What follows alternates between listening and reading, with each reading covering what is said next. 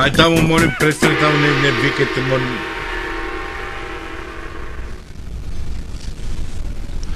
Слушай, дай престани таму, ай не викай таму. Ајде. Шо сме запнали ни, бре, Европа, шо цицка да не дава таму Европа. Види некде шо му направи ваму на вода, чисто в Франција. Му треба грбот, джигер. Така и требе. Ланц. Кај го има ова, бе? Неваспитање, одат по улици, се со кршија. Само името големо, знаеш, Франција. А унатре по-трудно дури од Данска. И да те питам јас, зашо штрајкуват они таму? За да ме после некое време таму негде, че се намалел, не знам за колко процента невработенство, но жимјажинот. Значи, вак терминолошки кажано, ја да се изразам, во ќе му дојде моментална реакција на ретроактивна будуćност. Ајде, молим ти се. Не ми е тоа криво мене.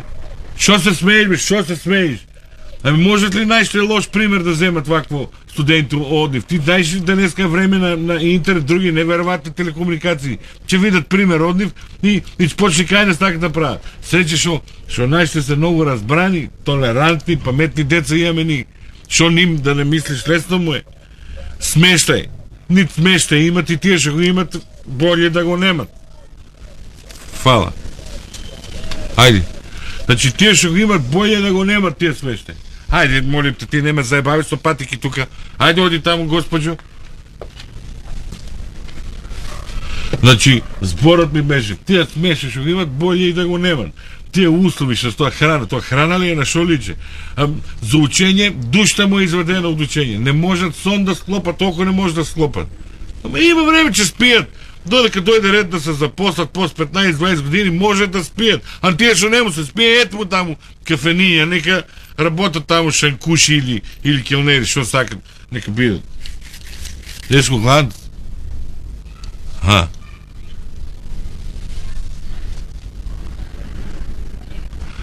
Сега ти види Моавет сега земјоделците. Земјоделците се друга категорија, бе. Земјоделците сидат мерни.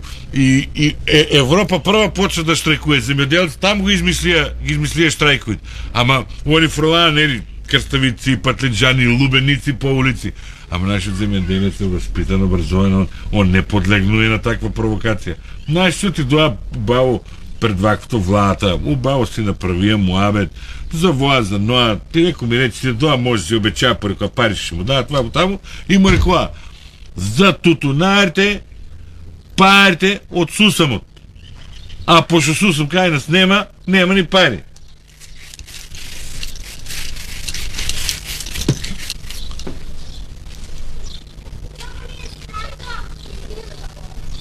Слушај бе, не зборите такви глупоти. Слушај, нека не ве лажат. Ја ви викам, без разлика дали сте студенти, дали сте земјоделци, сите граѓани на оваа земја. Сејте си мирно, не се бунтујте, не тресте глупост, но да излевате по улици. Сејте си мирно, спокојно дома, некој да не го украде мирот и спокојството.